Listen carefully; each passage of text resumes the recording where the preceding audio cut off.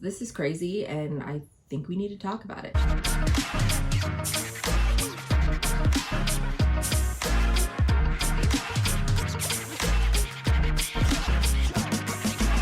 Hey guys, it's Jess from She's the Posh. Welcome back. And today we're going to be talking about an article that I saw that my girl Sam from Bargain Hunting Blonde shared. And I just got it and I decided that I was going to do a video on it because in my channel, yes, I like to unbox things, I like to do different fun things like that, but I also like to inform you with things that are going on. Again, these are all my own opinion. I will share all the articles that I have down below. I didn't know this was going on, so I figure I'd share it with you guys and get your opinions, and maybe we can just spread the knowledge of why this might not necessarily be a good thing. I make videos every Wednesday and Sunday, all designer and fashion related. I love to share with you all my tips and tricks. If that is something you're into, please remember to hit subscribe below and ring my bell so we can become best friends here on the internet.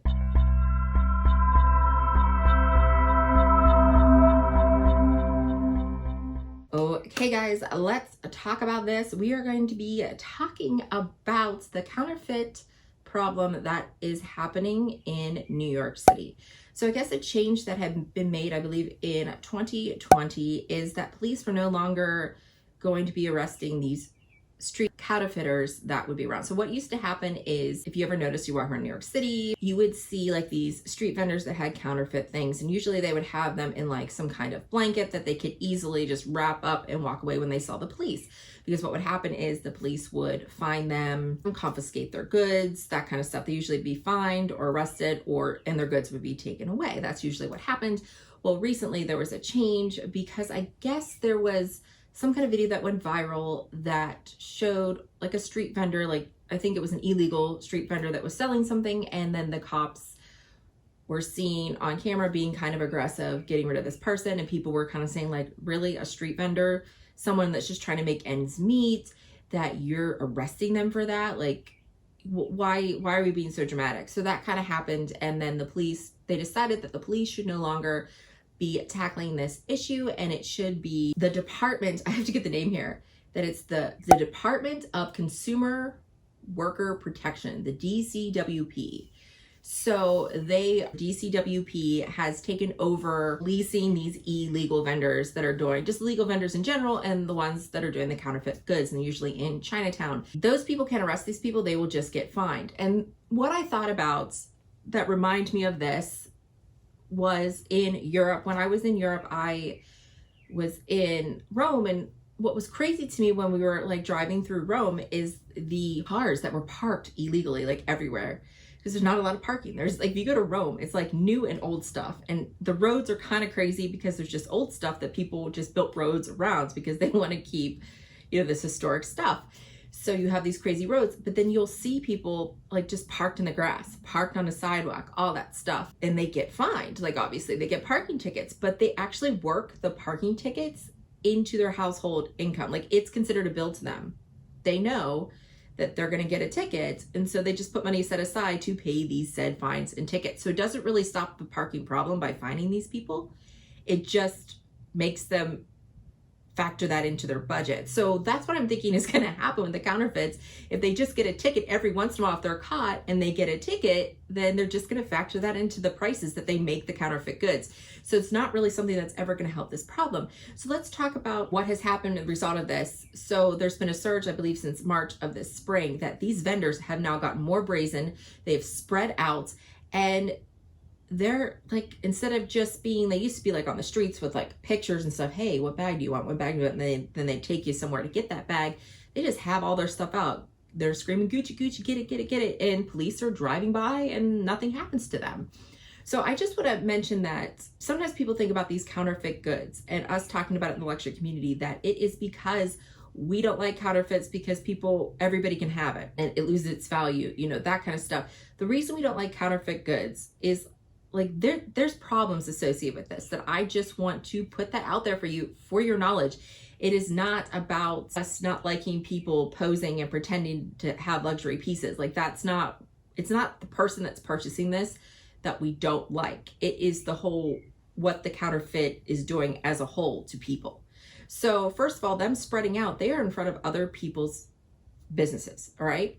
So when I see those vendors and stuff, I don't like them. Those vendors that are like coming and screaming at you, I want to avoid them, right? Right? I don't like those vendors screaming at me or something like that. So I will avoid where I see them. I would probably go the other way, go around that. So that is what is happening to these vendors.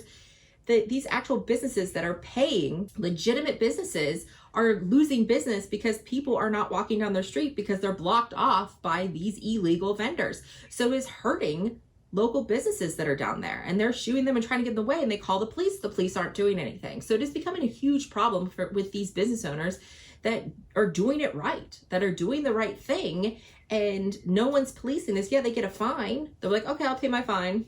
They're back the next day. So this problem is now spread to like 3-block area since March, and it continues to spread. They do not care about what is happening there. So you're hurting these vendors, the legitimate vendors and business owners. So that is a huge problem. Second problem is some of the people purchasing these, I don't understand why some tourists just think that these bags might be real. I mean, the quality is terrible. Like, you see the pictures. I'll try to insert some pictures because I got all this from the Daily Mail, did the article. So I'll try to put some of their pictures up, but obviously they're super fake. They don't look real, but still, I mean, the prices on some of these things are like $100 and stuff. And some vendors said they have some super fakes that you would have to go to their car or something like that to get there, like $400, $500 super fakes that are also being sold in there. So those are going, getting in the market. But people will buy these fake Louis and stuff like this, and then they will go to the Louis Vuitton store in New York City and ask if they're real. I don't understand why some tourists are really thinking that these are real. Like, that's kind of scary that,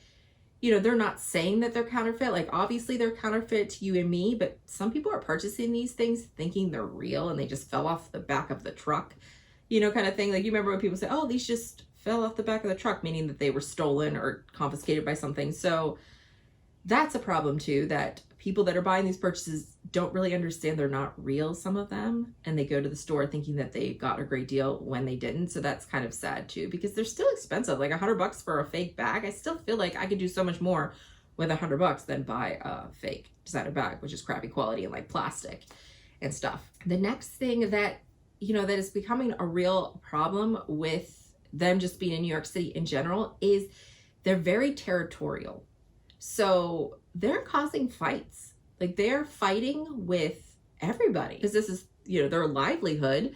So if another vendor's there, they will fight to get their turf and stuff like that. They're fighting with businesses. They're being violent. They're threatening. So when the reporter was there for the Daily Mail, just asking people questions and things like that, that reporter was getting said threats from the vendors that were there saying, he's a police, he's undercover, don't talk to him. I will kill you, blah, blah, blah, blah, blah. Like, it's getting violent. And then that's when the police are called because there is violence there. Like, there's stuff happening, and that's when the police will come in there. But shouldn't there be something to prevent this from happening in the first place? Like, why are the police only coming when the violence starts? There's got to be a way to avoid this. And to be honest, there is a solution, and I'll tell you here in a second. But I just want to briefly go over why the counterfeit market is just so terrible. So a lot of the way these goods are made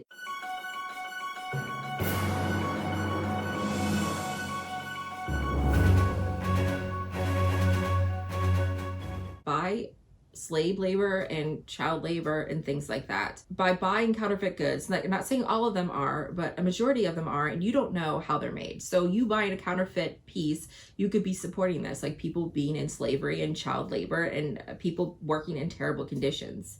And again, I will put some articles and things down below talking about this that just talk about, these are criminal enterprises will use these to fund their stuff that they want to do. Like, cartels and different things will sell bags because it's a multi-billion-dollar industry.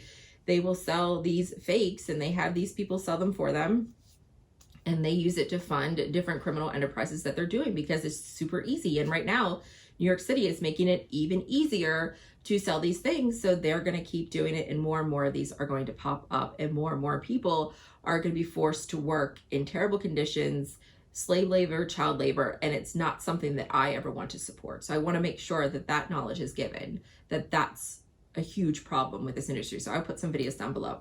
Now, the solution to this that would work, which people are going to hate, but it's the only way to help this. So when I was in Italy. So this was about 7 years ago. So I know things have probably changed. So all my European friends, just let me know if this has changed. But what they did when I was in Italy, I remember I was getting off, I was going to Pisa, seeing the Leaning Tower. It leans, it's like crazy leans.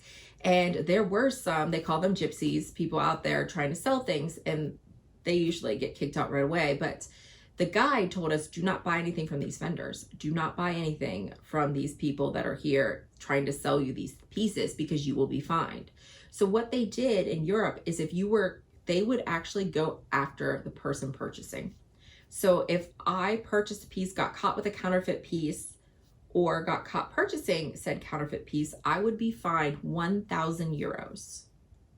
Wow, right? I mean, that was 7 years ago. So I'm assuming the price has gone up for fining. So if you prevent the person from purchasing it, if you have fines against people buying said pieces, that's how you get rid of it. And it really helped in Italy clean up. Like, you didn't have, like, Pisa was the only place I saw, because it was right where you had to, because of how the town is set up, we had to walk to it. So like there was a certain place where we had to get off, like we took a bus in, so there's a place we got off, and then we had to walk into it because there wasn't really a place you could drive in. So that's where only a few vendors were set up. There was literally a guy with a trapper keeper. It was like a trapper keeper you have in school, and he opened it up and he had Rolexes in it, and then he would close it up. Like, that's how he did it. And if you bought the Rolex, then you would be fined. And I think that's a way to prevent this from happening in New York City. Is, I'm sorry, but the tourist people that are buying these said pieces, if they know it's wrong, they're not supposed to be buying those pieces, they should get fined. If you go after the person purchasing it and prevent them from wanting to purchase it, putting the penalties against them, it'll stop the sales from happening. And that is the only solution that can happen. That would be nonviolent, that would fix everything, where the police aren't necessarily policing this. It would be what is that name again? The Department of Consumer and Worker Protection. So instead of fining these vendors, what they need to do is they need to go after the people that purchased that piece. The people that purchased that piece, we should be fined and charged for buying a counterfeit piece, because that is illegal to purchase that. So if they are fining those people, that's going to stop the violence. That's going to stop everything, because I am not going to risk getting charged over $1,000 fine for a $100 Gucci bag. I'm not going to do that. So that is the way to prevent this. Let me know your thoughts down below. What do you think about this? Obviously, people are going to hate it. They're going to hate being, they're going to say, oh, I should be able to buy a fake Gucci, but you shouldn't. You shouldn't be able. The reason that you can't buy these is because obviously it is brand infringement. Like, people have a patent. People have a patent for their brand, for their idea, different things like that, and someone is stealing it, so they should get in trouble for that. And if you're purchasing that piece, that is illegal, you should get in trouble for that. So let me know your opinions in the comments down below. I'd be very curious to find out how you feel about this topic. Again, I'm going to put all my resources down below for you. But guys, this is getting out of control. Like, it's becoming violent, it's becoming a problem, and it's hurting innocent people that are just trying to make a living. I would be devastated if my business has gone through recessions, and then I went through a pandemic and my business is still standing, and then these freaking, street vendors is going to be what hurts my business. Like, I just want to fight for those people as well. All right, guys. And as always, I want to thank you so much for watching, and hope to see you again. Bye, guys.